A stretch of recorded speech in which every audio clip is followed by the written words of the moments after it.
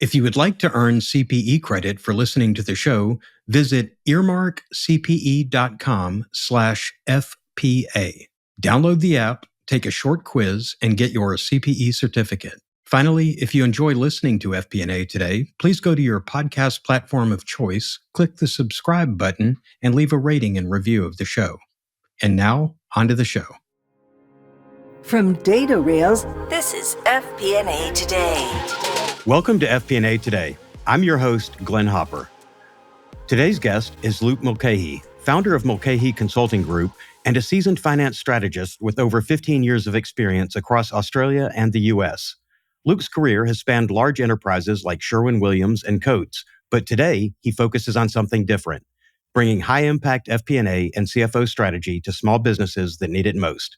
From utilities and manufacturing to McDonald's global tech vendors, Luke has built and led finance teams, implemented systems, and driven real profitability. Now, through his consulting firm, he blends bookkeeping, controllership, and CFO advisory into a single offering, helping small and mid-sized businesses fix cash flow, streamline operations, and scale smarter. Today, we'll talk about the lessons he's learned, the mistakes he's helped clean up, and how FP&A looks different, but just as critical at the small business level. Luke, welcome to the show. Thanks, Glenn. Appreciate having me on.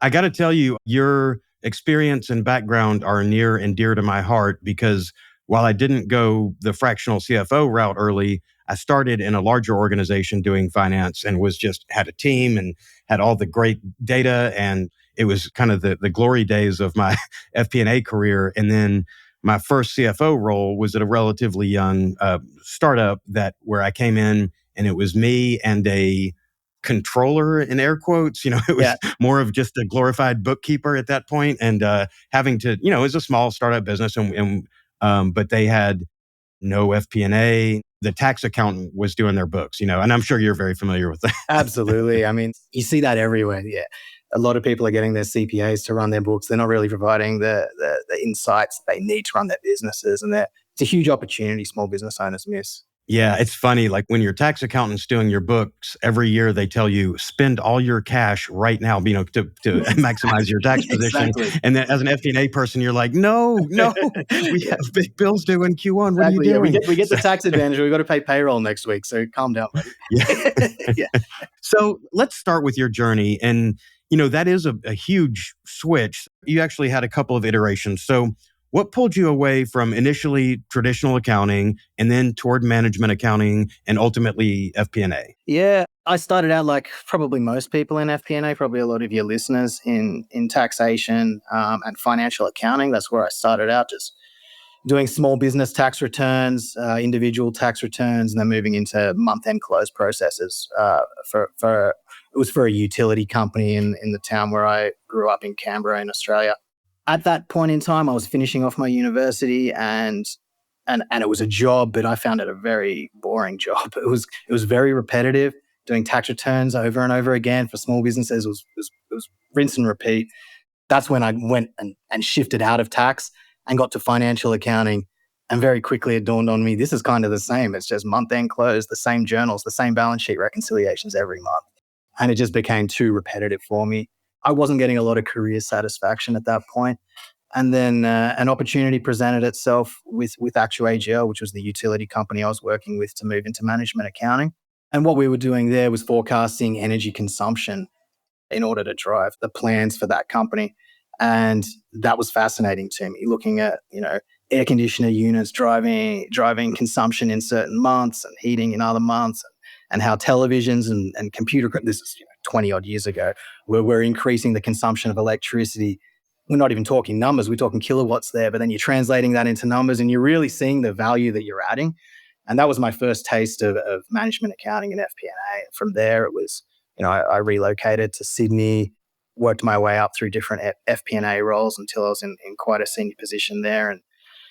And then one thing led to another until I was able to move over to the United States and continue my career over there. So I'm not going to bore our listeners. I've told this story a million times, but I love that you immediately went to electrical, because that first CFO gig where I didn't have much of a staff, we eventually got PE investors in there. And when it started, there was no FP&A, and before the PE came in, I was trying to leverage the business and bring on debt financing, and so I had to build out FP&A and building out the model. So this business was car wash business, and the biggest expenses were, you had chemicals and then you had utilities, and like with water consumption, it was pretty straight line. But one of the coolest first models I built was when I took historical electric data, and because I didn't realize, peak volume, you're at a different rate if you're kind of existing at a certain level. So it was one of the first problems I had to solve on my own when I didn't have a full team around me, was figuring out how to model. Okay, we know on the weekends we do more business. We know during these peak hours we do more business. So trying to forecast electrical consumption across multiple units based on a bill that wasn't standard. So I feel like that's probably, and I'm sure when you were watching kilowatt hours and all that, you were probably doing some similar modeling, but I feel like because it wasn't just a straight line, that it really like flexed your modeling skills. Was that kind of your experience as well? Yeah, absolutely. When I moved into that in Actual AGL, I had a good mentor there that was very experienced, and he had done a lot of the building of the models. And so it was more understanding these models that he had built, which were quite sophisticated in forecasting electricity consumption. But just getting in there and getting into the detail and understanding that, I was able to take those skills onto other places later because I'd learned how he had done it. Essentially, that is FP&A. It's finding out what the drivers are of your business and then how to drive them, how to move them where you want them to be. A lot more interesting than processing balance sheet, end of month journals and balance sheet reconciliations. Yep. I think I know your answer already, because I'm like feeling your journey here. I made a transition, but I think you actually did it even more smartly, because if you're looking for variety and something new, going from that big company to a small company where you're wearing a lot of hats and there's not a lot of data and you're kind of reinventing things, it's a pretty fun mental challenge. And even more so, when you're doing that for multiple companies, I can imagine. But the original question is, working at companies like we mentioned, Sherwin-Williams and Coates, and you were doing the enterprise level business thing, and now you're running your own firm serving these small businesses. What was the moment that you knew you wanted to make that shift and hang out a shingle and do it yourself? To me, it was probably more the time in our modern history. It was during the pandemic when the world completely changed. We were all locked at home, working from home office. Up until that point, I was opposed to remote work in the finance area. And I was vocal about that in the workplace, as a lot of people wanted to, we want to do 3-day weeks. And I was like, how can I make sure you're working? I was managing large teams. I thought it wasn't going to work. But that period forced us all to change. And the first few months were rocky, but as time went on, I got really good at it. And as we drew towards the end of that pandemic era and we started coming back into the office, and it was like, all right, we're back in here 5 days a week. I thought, why are we here? And I was one of the leaders of the organization thinking, why am I here? And I know that people here don't want to be here. I don't want to be here. I was doing a lot better work when I was working remotely. And I took it to the extreme. I didn't just work in my apartment in Chicago. I went down to Mexico and was working by the beach. And I took absolute, I really took advantage of the situation, but I found my output in that time was better. And I realized that the model needs to change. And that's why I set out to do this on my own and create an environment where accountants and FP&A professionals can work on their own terms, when they want to work, where they want to work. As long as they're achieving what they need to do and supporting clients, then I don't care when they work. That's sort of what drove me to start my own business. The focus on small business, it was probably more organic. Those are the clients that you typically pick up. You're not going to, as a new consulting firm, sign Microsoft to be your first client. You've got to start somewhere. And so starting with small businesses got me exposed to a bunch of different types of clients and different problems. And I really enjoyed it. What you were saying there about how you come in and you have to learn new things, I love that. I love that even though I'm an accountant and I will know books better than any business owner that I go and speak with. But often when I sit down with them, it's, I actually know marketing better than you know marketing. I actually know supply chain better than you know marketing. I know IT better than you know IT. And it's just a matter of working in all those organizations, having to support all of those different departments, that you understand all those aspects of business that a small business owner doesn't. They know how to run their business. They know their product or their service that they're delivering, but they don't know all of these other aspects. That to me is fascinating because I can come in and really show value to them. When you come into a really large organization, it does have processes. It has rigid processes usually set up.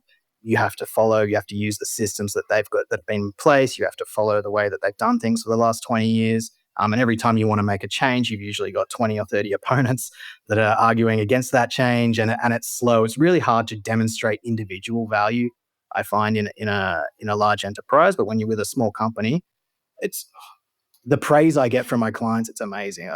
It's life-changing to them when they have somebody in there with that kind of experience, looking at their books and giving them insights. It's rewarding for me. And so once I started, I was like, there is no looking back now.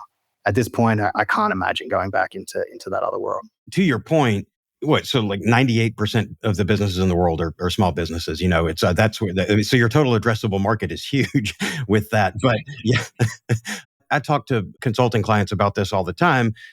They start a business not because they're good marketers, but they have an idea and something they're passionate about and they're pursuing, and everything else just seems like a burden. Or even if it doesn't seem like a burden, someone who starts a drywall business or a dry cleaner or whatever, a small business, you're not, churning out MBAs that are going and starting these kind of businesses. And you want them and they need to be focused on the core business itself. And then, so if you can have someone who has, especially with your large company experience, and you bring that to bear, and then your education and background and everything else you've done, I could see that being, so you come in as, a fractional CFO, but you really get a chance to go into so many other areas just to bring your experience to bear. And I could see that being a great value. Yeah, definitely. I mean, you come in more, you call it a fractional CFO, but you really do become their business coach in all aspects of their business. When you're talking to these guys, like, they don't have heads of departments sorting them. Maybe they have like a sales director or something like that. But that's usually the extent when you're talking, companies in that 5 to 10 million range. They don't have directors of marketing and directors of human resources and things like that. And so I'm able to pull on my own experience because I've worked with all of those areas, and about all that. I'm not going to go out and say I'm a HR professional, but I know enough to be dangerous. Same with marketing, same with all of those areas. And these guys, they don't have anything. I mean, you said 98%. I'd say that's probably accurate. I don't know that stat that they are, but 98% of businesses are small businesses, and I would take a guess that 95% of those have zero FP&A. They have no idea around their strategy. They are working payroll to payroll, invoice to invoice. They have no insights. And the wins that you can give them really quickly off the bat are phenomenal. I'm really drawn to small businesses because I don't know about you and maybe some of your listeners and anyone who's FP&A or accountants. I don't know if this resonates with you, but when I walk around in my day, you interact with maybe 2 or 3 businesses during the day making purchases or whatever, but you see 20, 30, 40 different businesses, and forever I walk around and I walk into businesses and go, oh, there's a missed opportunity there. They should be doing this or whatever. And I annoy my wife because I always talk about it. It bores her a lot. But I mean, it runs through my veins, and seeing so many business owners, and you see them there, and owner operator, like little locations, and they look, you don't see their financials, but you go, I don't think this place is making a lot of money. But then you go, it's in a prime real estate location, and why have you got so much inventory sitting on your shelves? Or why is this menu at this little coffee shop got 85 different items? I mean, you must be wasting so much product. Like little things like that would have huge implications for those businesses and they would benefit from. But no one's telling them that. They're sitting there running their business on their own, scratching their head why they're struggling to pay payroll or why they're having issues with their cash flow. And so the big wins you can get there with the little businesses, it's great. It's rewarding for me. That's what we're all here to do. It's like, how can you have the biggest impact? I think that's where I have the biggest impact on those little guys. Yeah. FP&A Today is brought to you by DataRails, the world's #1 FP&A solution. DataRails is the artificial intelligence-powered financial planning and analysis platform built for Excel users. That's right, you can stay in Excel. But instead of facing hell for every budget, month-end close, or forecast, you can enjoy a paradise of data consolidation, advanced visualization, reporting, and AI capabilities. Plus, game-changing insights giving you instant answers and your story created in seconds. Find out why more than 1,000 finance teams use DataRails to uncover their company's real story. Don't replace Excel, embrace Excel. Learn more at datarails.com. you had the experience and being in larger companies, and like you said, you had mentors at places, and so you're coming in and you have this big company mindset or understanding. So you're trying to help professionalize their FP&A and accounting practice and all that. But there is a difference though, because they don't have as much data, they don't have as many locations, and it's just not as complex. Like the number of GL entries in a month are, a fraction of what you'd see in a big company. So I'm wondering, with the data you have and the size of the businesses, what are some of the biggest differences in how FP&A operates or should operate, for these small businesses versus what you were doing at larger enterprises? Fundamentally, I think FP&A should be the same in both. You're trying to get to the same outcome if you're working for a large enterprise or you're working for a small business. I mean, you want to understand the data, get insights from that data, and help that to drive strategy and to drive smart financial decisions. So that, I don't think, is different at all. It's all around how you execute. As you said, the data is going to be more limited in a small organization than a large organization. However, in large organizations, from my experiences, the data is often terrible. You have so much data that it hasn't been maintained well. And so as an FP&A professional, and I've stepped into large organizations that didn't really have an FP&A structure at all. And you go in, the first thing you do is show me your data. You look at it. Before I can tell you anything, we need to clean all this data. And that can take you 6 months in large organizations, more even. And so it's slower to get to that point. With a small business, maybe their data is a smaller data set. Maybe it's also very messy. I actually find it's usually a bit cleaner because I haven't had as many hands in there. But the cleanup efforts are usually faster, and you work with what you have. Most point of sale, like if it's a hospitality and they're using Toast, there's enough information in there to run good FP&A out of it. If they're purely just using a QuickBooks file, maybe they've got some customer segmentation or some product segmentation that's set up there through class codes or whatever, and you can start pulling data that way. But it's using what you have to draw conclusions around their business. And I always say the first place you've always got to start is with their revenue, and how do you want to segment their revenue? And does their data provide that? And if not, what have we got to change for that business owner in order for it to provide that? But every business is different. Maybe it makes sense to see it by customer, maybe by product, maybe by time of day, or whatever makes the most sense for that business. Define that, then figure out how to get the data. That's step one. Step two is then get the costs associated with that same segmentation. And that's where it usually gets tricky, and that's where the data always gets messy, and trying to line your cogs up to your product, your revenue, or your customer to really just see where it is. And then that drives their strategy, is where to invest. It's like, these products you're making a lot of money on, these ones you're losing money on. Well, that shifts your product strategy. These customers here you're losing money on, these ones you're making a lot of on. How about we cut those bottom ones and we focus on these top guys and support them better?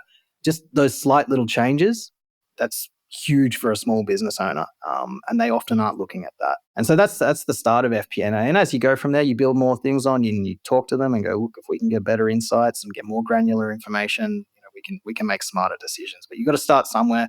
They usually haven't started, and that's a big win that you get straight off the bat with small businesses. They're always limited by resources and the systems that they can use. And if you compare to enterprise, they're not able to have a full-time analyst in most small businesses. Enterprises will have teams of analysts working on things and fixing data. And so you are limited by what you have, but you can always draw a conclusion and understand what is driving the profitability of their business. Same thing, to answer your question. I think it's the same thing. It's just how you do it and the level of detail you get to. You're not going to get down to SKU profitability with a small business, but you're probably going to be able to get product category or customer category, and then start driving planning off that. How familiar is this situation? You come into a business and you open up a chart of accounts and you say, "Oh, you're using the default chart of accounts that came with QuickBooks," and you have one revenue account that's just called income, Yeah. and for whatever reason. To be honest, I actually find the opposite. They usually aren't using the standard chart of accounts, and they've created their own chart of accounts and created their own lines, whether they've done it or prior accountants and bookkeepers have done it.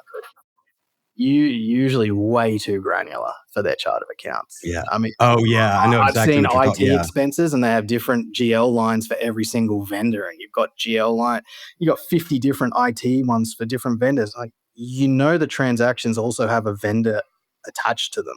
So you can just roll your data up by vendor. You don't need to be posting them into different GL lines. Like, oh, cool. So let's just get rid of 49 of your chart of your expense accounts there. We'll just have one called IT expenses. So, Yeah.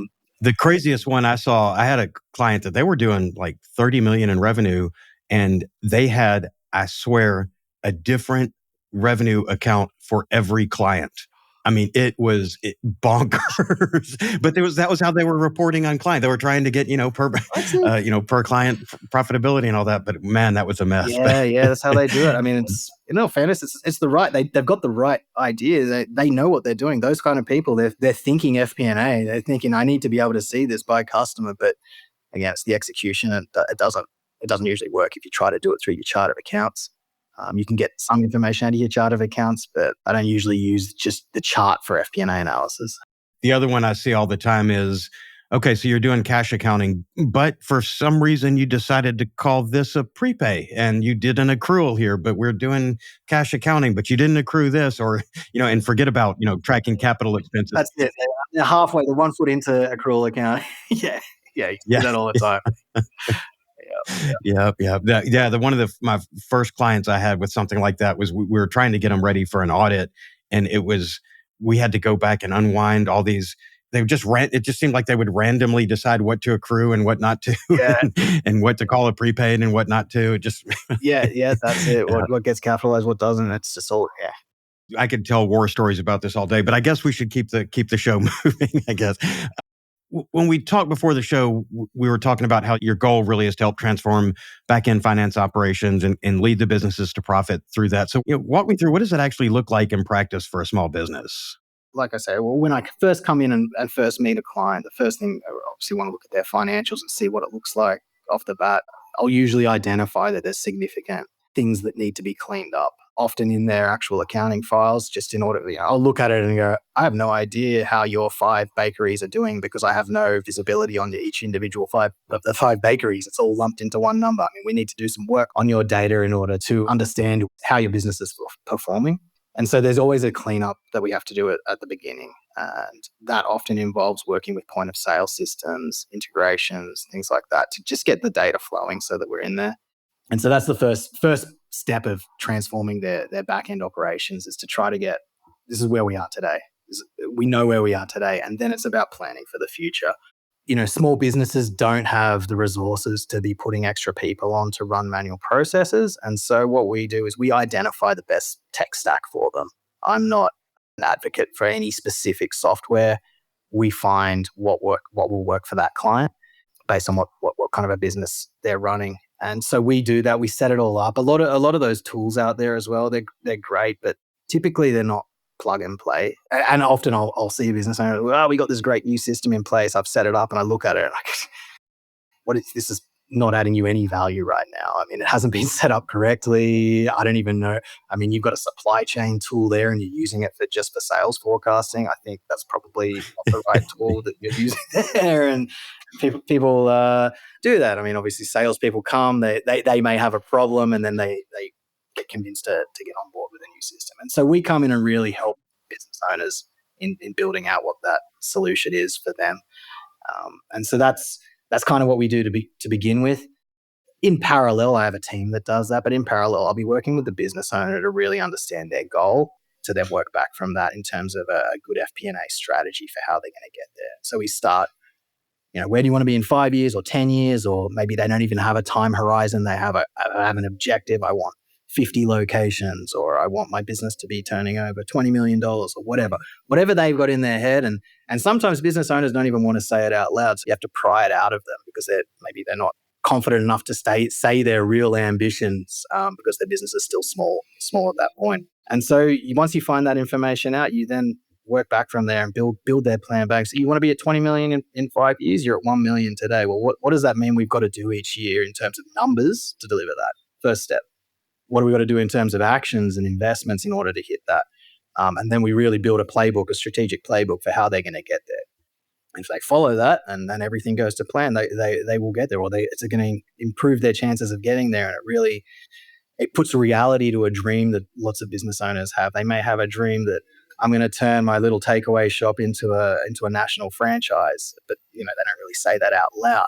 Once you put a plan there, maybe a 10-year plan, and go, it's possible if you do this, and you start adding locations, and each location you add, once you're cash positive, you need this much cash to open a new location. Look at franchise. You put out a whole plan for them for how you could get there in 10 years, and they look at it and go, huh, well, I was just dreaming about this, but this actually does look achievable.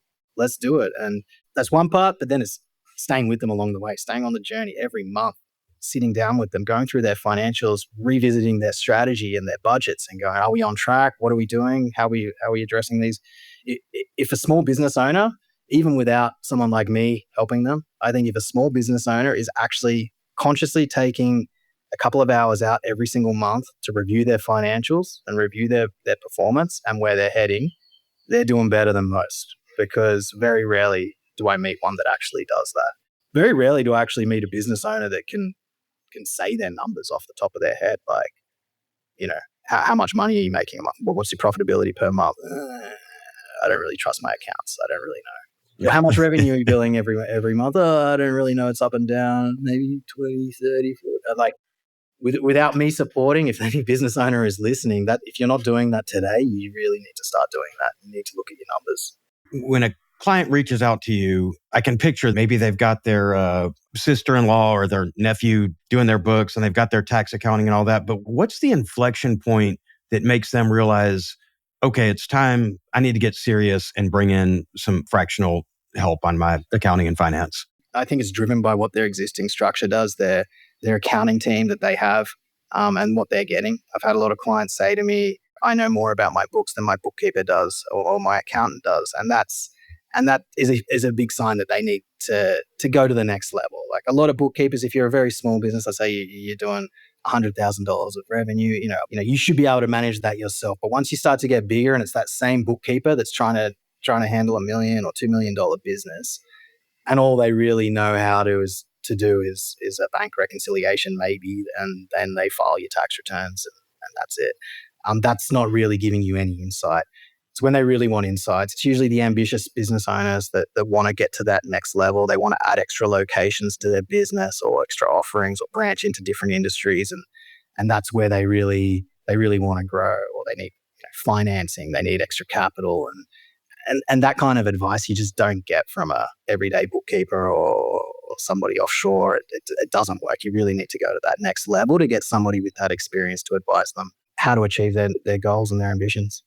I've dealt with coming into a new client where if they haven't had a CFO before, they're usually very, very loyal to their tax accountants who maybe a lot of times are doing the books, and they don't want to fire their tax accountant from doing the books because they're happy with what their tax accountant does for their, they do their personal taxes and because they're LLCs, they're pass-through entities. And so they're very loyal to and close to their tax accountants.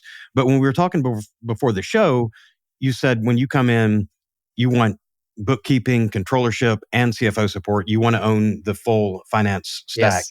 And I'm wondering, I think some of what you said, I already know part of the answer to this, but are you pretty steadfast on that? And how is that received? And why is it important to you that you have the full stack? Absolutely. I try to make sure we've got that with every client. The only thing that we don't do is taxes, just because I'm a global company. We're across too many jurisdictions. I don't want to touch taxes. So the CPA can keep his tax work. He can keep his annual filing, but everything else I like to have control of. To put an analogy to it, you think about a Formula One driver. They're not a mechanic, or they may have mechanic training, but they know that car better than anybody else. They know it just as well, if not better, than their mechanics. And they're going to hear it. They're going to know the engine. They're going to know when something's failing during a race. A CFO is the same thing. Now, if you get a fractional CFO and then they come in and advise a business based on some financials that they haven't been intimately involved with, that they're relying on secondhand information. And it's a little different if you're talking a much larger company that's gone through an audit process and they're going to have higher quality financials. But when you're talking a small business, if it hasn't had somebody with that level of expertise involved in it, it's always going to be a disaster. And so if you're a CFO and you're trying to run a business and trying to advise a business on this secondhand information that you don't even know if it's accurate, and you don't really understand the true drivers of the business, and you can only do so well. You put somebody in there that doesn't drive that Ferrari every time. Yeah, okay, they might get it going, but they're not going to finish on the podium. And that's why we really want to do it all. We want to own the books. I mean, if I'm the CFO, like we have other CFOs working for us, but if I'm the CFO on there, I want to know, I have a relationship with the accountant. And before I even talk to the client, I'm reviewing these things and scrutinizing them and making sure it's right, and making sure all the balance sheet's perfect, making sure that our cash flow forecasts are all updated so that when I speak to the client, it's not, here's your P&L that somebody else has prepared and this is what it says, and I'm just telling you what that piece of paper says. I have 100% confidence this is accurate, and I have all sorts of insights that my team has provided me directly around your business, and we take it from there. You can always just have a bookkeeper. I mean, if somebody wants to go one way or the other and doesn't want to have the full package, we will do that. But you're going to get so much more value if it all comes together. I think that's traditionally why larger corporations don't typically outsource, is because they do it. Some do, but a lot of them won't outsource their CFO. They won't outsource their senior accountants and their senior analysts and things. They'll keep it in-house, and it's for good reason, because you want your CFO to be accountable for that whole team. You want that CFO to understand it all, and those people are working for the CFO. They're not just working for the company, and the CFO's taking the info. So that's why I think they just have to go together. Offshoring just your accounts, it can do more harm than good, and I've seen that happen a lot of times.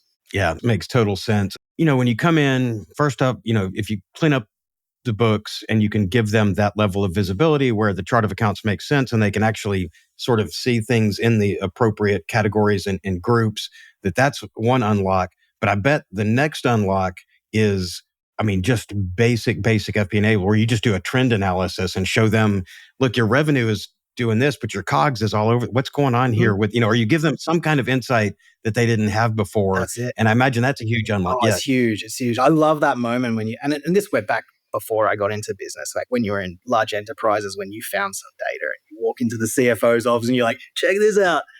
Look at this. Look at these trends. And they're like, wow. And they take it straight to the CEO and go, we need to be focusing on this area of our business. And that's phenomenal. And you can have those moments a lot more frequently with small business owners and just tell them what they're missing, what they haven't got eyes on. The other day, there was one of our clients, they have tennis courts, and they're focusing on their overall revenue numbers, and they're like, look, we're in line with last year, we're sort of in line with last month. And I was like, but have a look at underlying what's going down here. Your sale of food and drinks has increased, right? It's gone great. But look, your court reservations and how much people are actually playing tennis is going down in your location. And so what are you going to do about that? Like, so yeah, right now your revenue's pretty much flat. You think you got a healthy business, great. But the way I see it, how far down are those court reservations going to go down? Once they go down far enough, there's going to be no one there to buy food or drinks at your bar. So you can have great promos at your bar, but if no one's coming in to play tennis, you don't have any customers. Okay, so great. Your strategy is working on the bar. You're selling more food over the bar, but you're not bringing people into the location to play tennis. And so another aha moment. They're just looking at that one line and go, now I really got to change my strategy. We got to get some more subscriptions out there for tennis players. Yeah. If they've just been backward looking and they just kind of pictured all of accounting as just administrative work and not very helpful, when you give them that first glimpse into the power of FP&A, it's got to feel like you've just given me a crystal ball, and I'm now seeing the matrix. But I'm wondering that you're not going to have the full blown, like you said, SKU level reports and profitability and all that. But what does a basic but effective FP&A framework look like for a business that's in this kind of $5 to $10 million range? At that stage, I would want a budget, an annual budget in there at least. Depending on the type of business, whether you need to do an ongoing forecast, a rolling forecast, sort of you've got to assess that based on the volatility of the business and whether a budget's good enough to just have their fix for the year. But you need something. You need something that your business owner said, this is what I'm going to do. And so that you can every month to speak with them and go, are you doing what you said you were going to do? And that's the first step of it in an FP&A framework, in my opinion. It's just understanding that information and sitting down every month. And then, like I said, the next part is strategy, longer term thinking beyond next month, thinking beyond this year. That's what I really enjoy doing personally. I love sitting down with a business owner for a couple of days. That's what we usually do. Spend a couple of days with them and their senior staff, their leadership team if they've got one, and we really figure out how we are going to get to their objective, how are we going to get to their goal, what's our strategy to get there. And that's where we like to spend a lot of time building that out, and then work back from that. Like I said, what have you got to do to get there? And then how do we track against that? And that's where the FP&A stuff really comes into play, whether that's number of customers or if it's new products or if it's margin improvement or it's eliminating waste or it's opening new locations or whatever it is, whatever the thing is that's really going to drive that business to help them deliver their strategy. We need to put in the processes, maybe the systems in order to track that. And if we can, like I say, it starts out monthly, but if we can get that visibility more frequently, have it hitting the business owner weekly or daily in some instances so that they can really manage that and make sure they're staying on track. So that, I think, is broadly the framework that you need to put in place for a small business. When you come in and maybe you help them do a 3-year plan or a 5-year plan or even a 10-year plan, and you show it like you were saying earlier, where you can show it out and this is what you need to get your goal, and then you break it down into annual budgets. A lot of them probably have never had a budget before because their accounting wasn't in place where they could even figure out run rate and all that. And that's right. But once you get that budget in place, or even if they don't have a budget yet, like in that first year where you're just comparing it to the same time period last year, I mean, it starts really giving those insights to them and opens their eyes to think about the business in a whole different way. Absolutely. It's a game changer. Up until I started doing this and getting involved in the small businesses, I in my early 30s considered, I'm done with this. I'm over it. I mean, and that was in the corporate world. It's like, it was really hard to influence change and to really have those moments. That moment where you run into the CFO and he takes it to the CEO and look what Luke found for me. This is amazing. It happens like twice, 3 times in your career. Like, it's not something that happens. For me currently, that moment happens nearly every month, talking to different clients. Like, nearly every month I provide them with some gold and they go, oh, wow. And the feedback that you get is just, it's incredible. It's not the kind of feedback that you get in a large organization, which is usually arguments and people trying to climb the ladder and trying to prove you wrong at every step of the way. This is, you just show them something and they just like gobsmacked by what you've told them. They look at it, you explain to them, they know you're not full of it. You show them the data and they go, wow, he is right, and we need to act on this. And they're like, thank you. The next month they're like, we've implemented these changes in our business and you're seeing it. The amount of times in large organizations where you would identify something and go, hey, here's a huge opportunity for us as an organization. And 2 years later, the idea is still floating around, but no one's executed on it because, someone in marketing said this, or the CEO said, oh, it's not the right time, or blah, blah, blah. Whatever. There's a lot of people that will push back on ideas and change in large organizations and nothing happens. Small businesses, it's not like that. They'll see the opportunity, they're entrepreneurial, and they'll go for it. It's a lot more fun. A lot more fun in finance working with those guys than the big guys. You can do quick impacts. I always think about bringing technology to these companies. And I know you said earlier, you're not shilling any particular software product or whatever, but I'm wondering, whether it's AP, AR, expense management or whatever, as you're working with these clients, what role does technology play in your work with them? And I'm not asking for a specific software recommendation, but are there certain types of tools that you consistently recommend or consistently avoid? Maybe these are things that, they're a small business, they don't really need. Yeah, I'll recommend based on that business. Every business is different and there are tools out there. I've found that the market has become very fragmented in tools. There's a lot of tools for specific functions. For example, accounts payable tools or a cash flow tool or an inventory management tool. There's not a lot of all-encompassing tools for small businesses that do all of that. And so it's a matter of picking and choosing what they really need. If it's a business that's only got a couple of accounts payable invoices a month, you don't go for bill.com. It's going to break. It's expensive and they don't get any value out of it. It's fast to process 4 bill payments, much faster than paying those subscriptions. If they've got inventory and so on, depending on how complicated, what kind of a system they need to get in place. And so, yeah, I don't have a rigid answer for you there on what kind of systems that I would recommend, but I have a look at what they need and where their pain points are and what we need better data on. Usually you need good data on sales. Usually changing a point of sale system is a headache, so you don't want to. You kind of hope that the small business owner has picked one that gives you what you need. But if you have to change a point of sale system, you have to. All of the other ones, like anything to do like a Bill.com or a Cashflow Frog or any of those kind of tools, they're optional largely. Like you can get by without it. If they don't want to sign up to the subscriptions, we can download information from most small businesses from their point of sale and their QuickBooks, and we got developers in house, and we can just make a quick interface, a reporting dashboard for them, and away they go. But it's very ad hoc at the moment. I don't think it will be for very long. I think it's only a matter of time before somebody cracks it and brings all of those tools together, implement it with AI, and a lot of us are going to unfortunately lose our jobs, I think. But I don't think anyone's done it today yet. It's moving very quickly though. And on AI right now, of course, enterprise companies and all companies are trying to figure out what can we do with AI. And there's, you've got people talking about agents that are going to do everything. I haven't seen any really that are ready for prime time yet, but I'm wondering from your perspective, kind of what's your take on automation and AI in small business finance? Because they're not going to have teams of data scientists and machine learning engineers building out bespoke solutions. And I know you're not getting into that. Right now, are you seeing that there's real opportunity in some places, or where it's maybe more overhyped than it needs to be? Or what's your stance on, we'll just limit it to generative AI at this point? I think for finance professionals and business people running businesses, if you're not using AI today, you may as well be signing your resignation. In the future, the people who are going to succeed are the people who know how to use AI well. The businesses that are going to succeed are the ones that are going to know how to use AI well. So everybody needs to think about how it's going to work best for their business.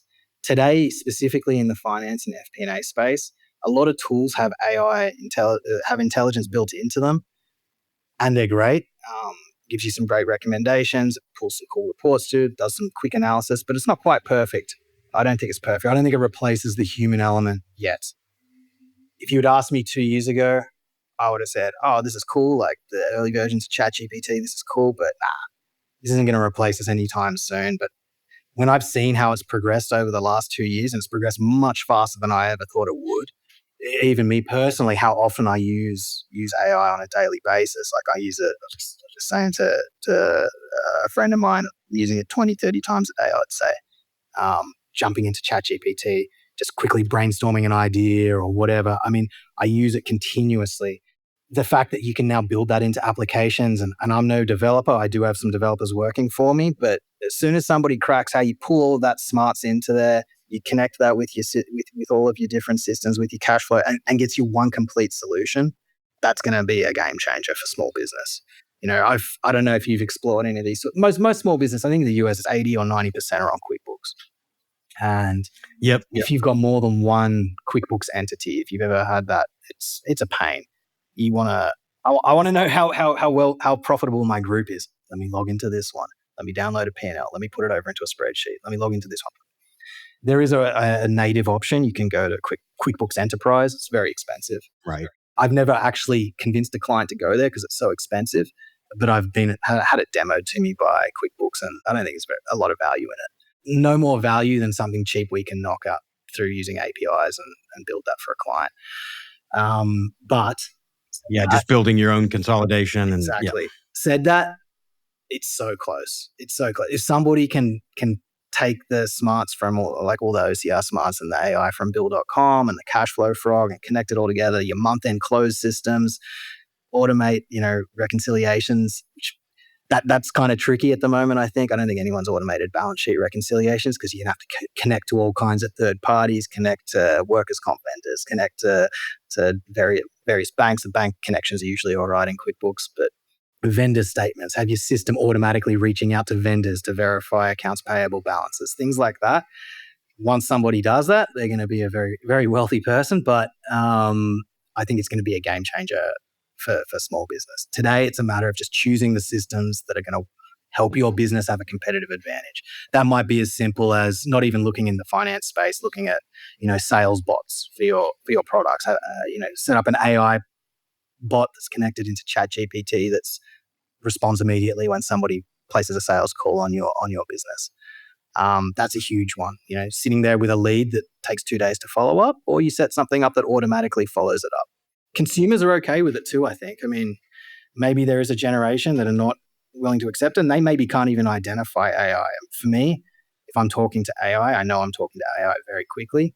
However, I'm happy to engage with it, to be honest. I use a lot of different payroll systems with different clients, and some of them are really good. Like you talk to their help desk, and it's not just, I have a problem with this person's payroll. Is it this? Is it this? Or is it this? That old school, like, it give you 3 different options, and it's never right. It's not that anymore. It's like a person that you're talking to. It's going, no, this is my problem. Okay, here's what you need to do. You need to go up into this setting. You need to change this. It's brilliant. It's brilliant. I think consumers are okay with that. So the more you can put that into your business, the better off you're going to be. Yeah, absolutely. As we start winding down here, I talked to so many single shingle fractional CFOs that are out there doing this. And like we said, so many small businesses in the world. It's a big total addressable market. So splitting market share is not really a problem there. But I do think I can picture someone just in a massive corporation feeling kind of the same angst that you did. But for a mid-career finance professional who might be thinking about leaving the corporate world and going into consulting or fractional CFO work, is there any advice that you'd give? Anything you learned from your transition? What I did well was make sure that it was feasible. I can imagine I wouldn't have been able to do what I did if I was, living in Australia. I would have been too nervous to do it. Walk away from a salary and go, all right, well, now I'm going to start this business. I don't have any clients. I have no income coming in. What am I going to do? That is a terrifying thing to do. So I think if you're going to do it, try to get yourself financially comfortable so that you can do it and know that you've got a runway there. That's probably the key, because otherwise you're going to get desperate and you'll fail. That's something that I was able to do effectively through my discovery of Mexico and a lower cost of living by moving down here during the pandemic. So that made it worthwhile. But just start somewhere small and really try to get your first couple of clients and do a really good job with them. Don't focus too much on growth straight away. Focus on your product and your value that you can add. That's what we've tried to do, and we're still trying to do. We have so many clients that we want to run their books perfectly. We want to provide them with good insights, help their businesses succeed. If their businesses succeed, we succeed. Small business owners, don't worry about their accounting fees or their bookkeeping fees if they're making cash hand over fist, and especially if it's a result of the insights that we've been giving them. And so that's what we try to do. All right. So now we're to the wrap-up part of the show where we have 2 questions that we ask all of our guests. And the first is, what's something that not everyone knows about you, something that we couldn't just find out by Googling you? I kind of alluded to it previously that I was contemplating getting out of the finance world. I had enough of it, and I was very, very close to throwing it all away and becoming a scuba diver instructor. a bit of a change in path there, but yeah, I'm qualified. I'm a dive master. I'm almost a scuba diving instructor, but I didn't quite finish it. My career opportunity presented itself, and I took it, and then I ran away from the scuba diving side of things, But yeah, that's something fascinating. And if you're an accountant out there and you're stressed out, or you're an engineer and you're stressed out, or an actuary or whatever, those kind of jobs, scuba diving is fantastic for. It's like forced meditation. When you're 10 meters under the water and you can't see anything and all you can hear is beautiful. It's beautiful.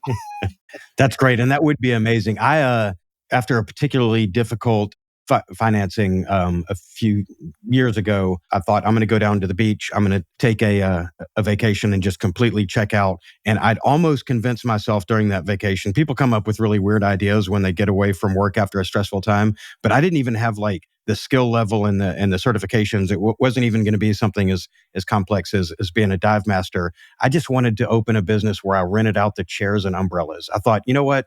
This is brilliant. This is all I need. I always think about that. That similar idea with party hire. Like I mentioned, I live in Mexico, and they have a fiesta for everything. They have a party for everything.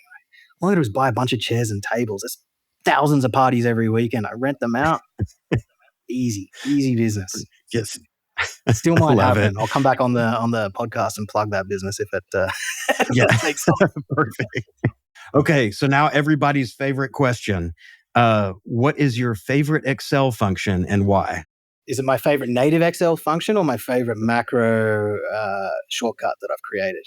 I want to hear about your macro shortcut. Okay, the macro shortcut. So this is anyone who does international accounting and international finance, works with international businesses. This is a game changer, and only those people can probably relate to this. Dates in Excel are a freaking nightmare. Especially converting US, how you guys do it the other way around. You go month, day, year. Australia does day, month. It's so frustrating when you download data from one system and from another system, and they're from two different countries, and then all of a sudden your dates don't match up. People who are novices on Excel, they always go up and they go, "Oh, you just changed the formatting." It still doesn't work. The only foolproof way that I've ever found, you go with text to columns, and then you go and change the number format in there to month, day, year, or day, month, year, and that works 100% of the time. It's a lot of clicks though, and so I create a shortcut for whatever date I want.